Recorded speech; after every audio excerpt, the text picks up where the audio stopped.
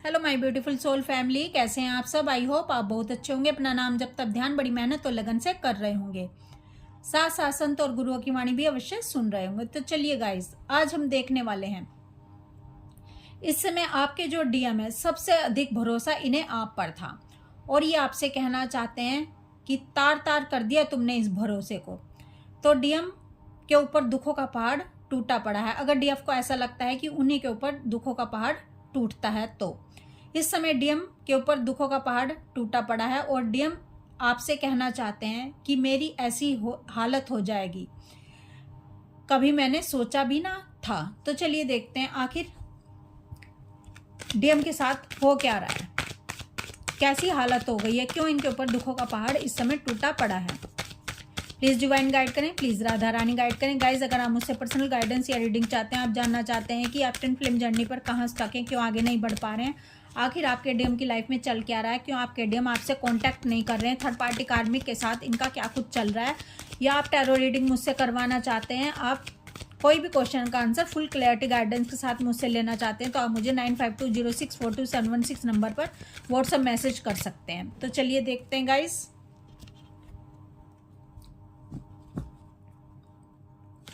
DM के ऊपर कौन सा दुखों का पहाड़ टूटा पड़ा है। ये क्यों कह रहे हैं कि सबसे अधिक भरोसा मुझे अपनी डीएफ पर था और डीएफ ने ही मेरे भरोसे को तार तार करके रख दिया।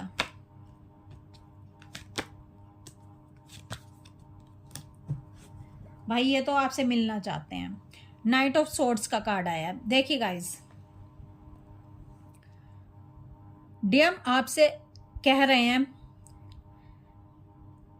कि मुझे सबसे अधिक भरोसा अपनी डीएफ पर था, लेकिन मेरी डीएफ भी मुझे धोखा दे देगी, दगा दे देगी और मेरे भरोसे को तार तार करके रख देगी। ये कभी मैंने सपने में भी नहीं सोचा था। मैं ऐसी हालत से गुजर रहा हूँ, मुझको कभी ये दिन भी देखना पड़ेगा, मैंने कभी सोचा नहीं था। तो डीएम भूल चुके हैं कि इन्होंने क्या अपनी डीएफ के साथ किया था, कैसे इसके साथ माइंड गेम खेली थी, कैसे इसके विश्वास का खून करके चले गए थे, कैसे इसको इतना दुख दिया था, इतने खून के आंसू रुलाए थे कि डीएफ डिप्रेशन में चली गई थी। Dark night of the soul से डीएफ को गुजरना पड़ा था। डीएफ को रात को नींदें नहीं आती थी, डीएफ सोते सोते में भी डर जाती थी। पहली बात तो डीएफ को नींद ही नहीं आती थी। नींद आने के लिए डीएफ को क्या कुछ नहीं करना पड़ता था। सारी रात घंटों घंटों जागती थी और आंखों से आंसू बहते थे और डीएफ को नहीं पता था कि मैं कैसे जीऊं अपने डीएम के बिना, क्योंकि दिल की धड़कनें तो डीएम के पास चली गई हैं, मेरा दिल तो डीएम के पास चला गया है। मैं कैसे जीऊं इसके बिना, मेरी दुनिया इसके बिना वीरान हो गई है, मेरी दुनिया उजड़ चुकी है, क्योंकि मेरे डीएम मेरी एक भी नहीं सुनते हैं। मैं जितना इनके लिए तड़पती हूँ, जितना इनको पुकारती हूँ, इतना ही ये मेरे से दूर चले जाते हैं। मैं कैसे अपने दिल को काबू में करूं, ठीक है। तब डीएफ अपने दिल को काबू में नहीं कर पाती थी और डीएफ सारी रात ऐसे तड़पती थी जैसे किसी ने इसके दिल में खंजर घोंप दिए हों, जैसे इसका खून कर दिया हो किसी ने, जैसे ये जीते हुए भी मरे के समान, जैसे कोई इंसान जीते जी मृत्यु को झेलता है, मृत्यु का कष्ट झेलता है, उससे भी कहीं अधिक। जब dark night of the soul से डीएफ गुजरती थी तो डीएफ का क्या हाल होता था डीएम को नहीं पता। डीएम को सिर्फ अपना हाल पता है कि मेरा क्या हाल है आज इस डीएफ के चक्कर में, क्योंकि जब खुद पर लगती है ना, पता जब ही चलता है। अब डीएम के पास डीएफ नहीं है, क्योंकि डीएफ ने इनको लेट गो कर दिया है, इनको रिजेक्शन दे दिया है। और जब डीएफ रिजेक्शन देती है, यानी डीएफ जब अपना इनर वर्क करती है और इसके अंदर पेशेंस आ जाता है अपने डीएम के लिए, यानी अब डीएफ अपने डीएम के बिना रह पाती है, क्योंकि डीएफ को सब पता चल चुका होता है। असलियत, सच्चाई से पर्दा डीएफ के हट चुका होता है और ये सच्चाई से पर्दा डीएफ के तभी हटता है जब डीएफ को मेंटोर्स दिए जाते हैं और डिवाइन डीएफ के आगे ट्विन फ्लेम जर्नी को लेकर आते हैं। जब डीएफ को ज्ञान प्राप्त होता है, जब डीएफ को सच्चाई का पता चलता है, तो इस सच्चाई से इस ज्ञान से डीएफ सारी नकारात्मक एनर्जी को, यानी सब नेगेटिविटी को काट देती है। वो भले ही डीएम से रिलेटेड हो या थर्ड पार्टी कार्मिक से रिलेटेड हो, क्योंकि कहते हैं ना, जहाँ ज्ञान आ जाता है, जहाँ प्रकाश आ जाता है, वहाँ अंधेरा रह ही नहीं सकता, वहाँ नेगेटिव एनर्जी रह ही नहीं सकती, वहाँ नकारात्मकता रह ही नहीं सकती।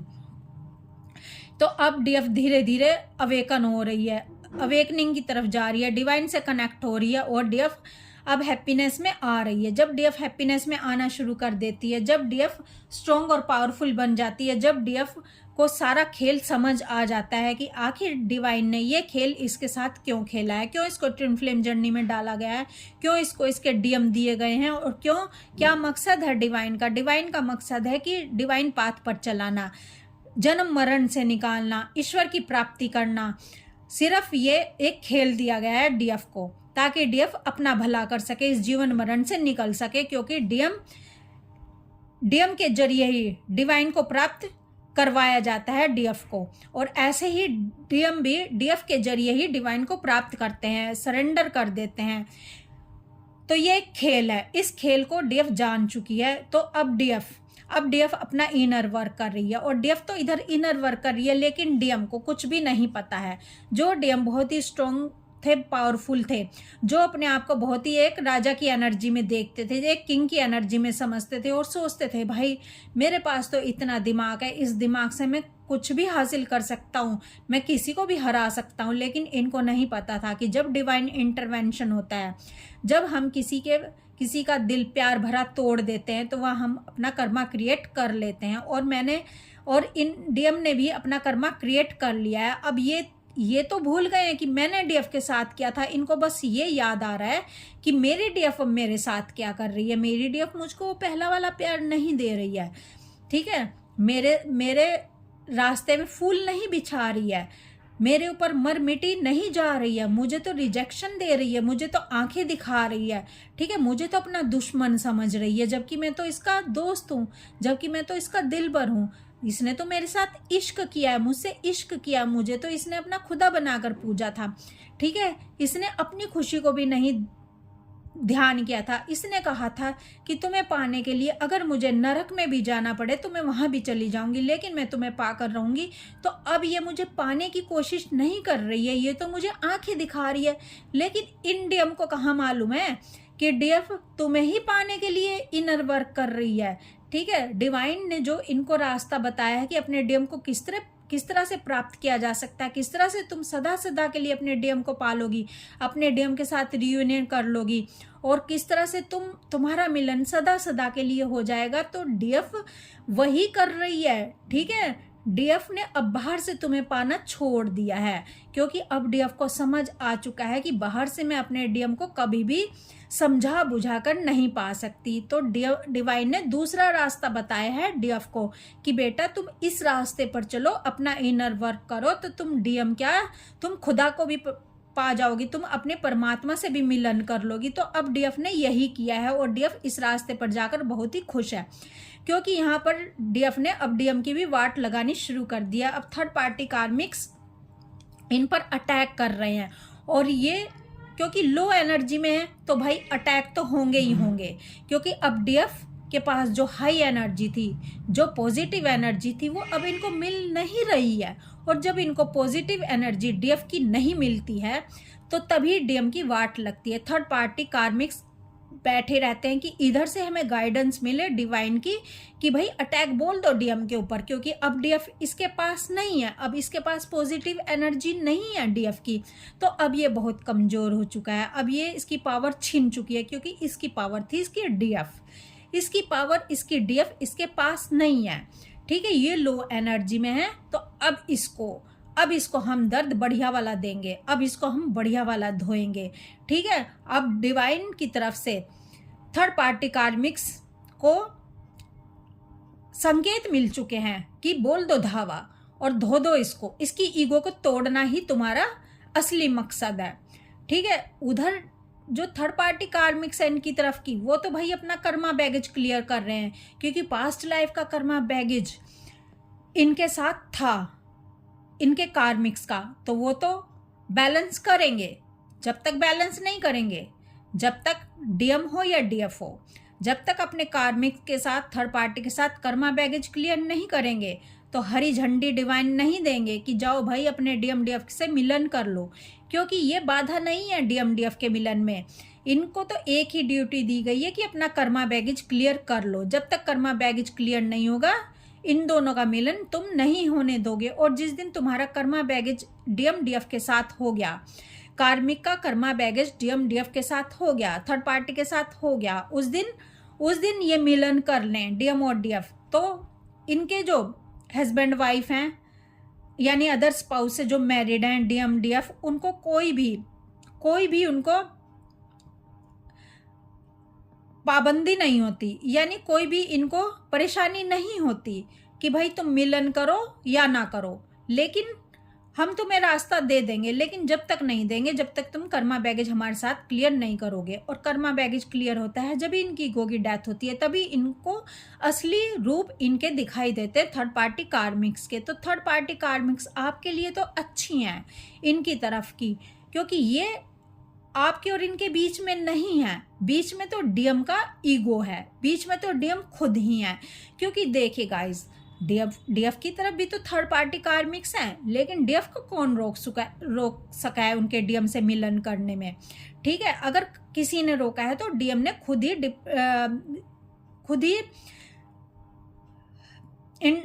ही रास्ता रोका है, खुद ही सेपरेशन क्रिएट किया है। तो ये तो एक टेस्ट की तरह होते हैं थर्ड पार्टी कार्मिक्स, तो कि आपको अपने प्यार को पाने में कितना साहस है, कितना आपको अपने डीएमडीएफ को पाने के लिए आपके अंदर जुनून है। ठीक है, कुछ टेस्ट भी तो होना चाहिए, विलेन भी तो होना चाहिए हीरोइन को मिलवाने के लिए।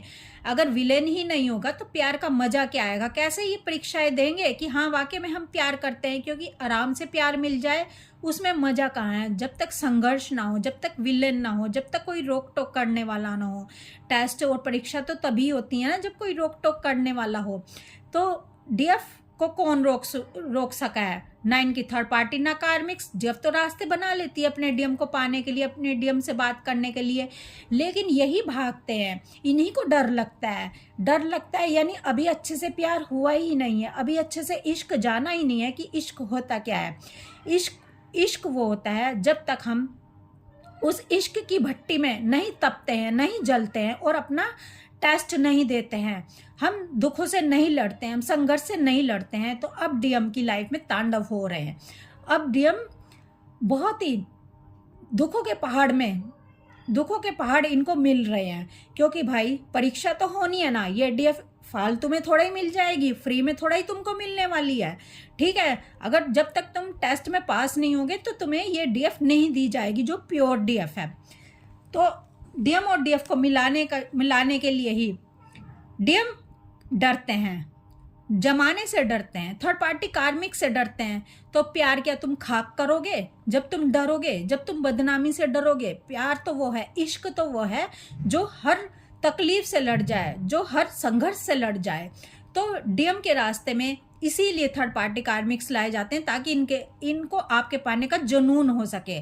क्योंकि जो जुनून से मिली हुई चीज़ होती है, जो संघर्ष से मिली चीज़ होती है, उसी की वैल्यू कोई इंसान करता है ताकि डीएफ की वैल्यू हो सके। तो आपके डीएम अब तड़प रहे हैं आपके इश्क में, अब परेशान है, अब ये रो रहे हैं। यस, डीएम भी रोते हैं आपके प्यार में छुप छुप कर, क्योंकि इनको डीएफ के साथ जो इन्होंने टाइम स्पेंड किया था, ठीक है, फिजिकल हुए थे जो बबल फेज में, इनको वो याद आती है सब बातें कि कितना गहरा इश्क मेरी डीएफ ने किया था, कि सरेंडर कर दिया था मुझको। तो अब डीएम की हालत खराब है। इधर तो थर्ड पार्टी कार्मिक्स इनको धो रहे हैं, ठीक है, इधर डीएफ इनको रिजेक्ट कर रही है। और अब ये जाएं तो जाएं कहाँ, क्योंकि चारों तरफ से ये घिर चुके हैं, कुछ भी तो अच्छा नहीं चल रहा है इनकी लाइफ में। अब ये रह कर डीएफ को याद कर रहे हैं, क्योंकि जब भी डीएम को दर्द मिलता है, जब भी डीएम की लाइफ में तांडव आते हैं, तो कोई इंसान उसको ही सबसे अधिक याद करता है जो उसको सबसे अधिक प्यार करता है। ठीक है, तो डीएफ ने इनको इतना प्यार किया है कि शायद ही कभी इनको ये प्यार ऐसा मिला हो, क्योंकि किसी की औकात ही नहीं है इस तरह से प्यार करने की, क्योंकि प्योर लव ऐसा ही होता है और प्योर लव सबके पास नहीं होता है। तो अब डीएम एक ही सॉन्ग गा रहे हैं, अब वो सॉन्ग मैं गा नहीं सकती। ठीक है, अब मैं आपको बताती हूँ कौन सा सॉन्ग है। सॉन्ग है, तू ना आए तो क्या, भूल जाए तो क्या, प्यार करके भुलाना ना आया हमें, प्यार करके भुलाना ना आया हमें। और डीएम कह रहे हैं, वहीं से दूर से ही तू भी ये कह दे कभी, वहीं से दूर से भी तू भी ये कह दे कभी, मैंने दिल तुझको दिया, मैंने दिल तुझको दिया, ओ रमैया वस्तावैया, रमैया वस्तावैया। गाइस मुझे ठीक से गाना नहीं आता, बस मैंने गा दिया, तो आप देख लेना, इस सॉन्ग को सुन लेना, बहुत ही ब्यूटीफुल सॉन्ग है। तो भाई अब डीएम की हालत ऐसी हो रखी है जैसी कभी डीएफ की हुई थी। डीएफ यकीन मानना, जितना पेन आप झेलते हो ना, आपके डीएम भी उतना ही पेन झेलते हैं। अब ये पेन की उस पीक पर है कि जहां इनको अपने आप से कनेक्ट होना ही पड़ेगा, इनका हार्ट चक्रा ओपन होगा ही होगा, क्योंकि हार्ट चक्रा जब तक ओपन नहीं होगा, जब तक ये इमोशन फीलिंग नहीं समझेंगे, और इनकी इमोशन फीलिंग समझाने के लिए ही इनका हार्ट चक्रा ओपन इस समय करवाया जा रहा है। तो आपको कुछ ग्रीन साइन बहुत दिखाई दे सकते हैं या पैरट दिखाई दे सकते हैं, तो आप समझ लेना आपके डीएम का हार्ट चक्रा ओपन हो रहा है। और अगर आपको सैड सॉन्ग सुनाई दे तो समझ लेना कि आपके डीएम आपको बहुत मिस कर रहे हैं और रात को इनको नींद नहीं आ रही है। और अगर आपको भी नींद नहीं आ रही तो समझ लेना ये आपके डीएम की एनर्जी है, तड़प रहे हैं वो आपके प्यार में, रातों को आपके इश्क को याद कर रहे हैं और ये आपकी तरफ आना चाहते हैं, एक्शन लेना चाहते हैं। तो भाई इनकी हालत तो खराब है, क्योंकि इनको लगता है कि मेरी डीएफ ने मेरा भरोसा तोड़ दिया, जबकि ये नहीं सोचते कि भरोसा तो पहले मैंने तोड़ा था।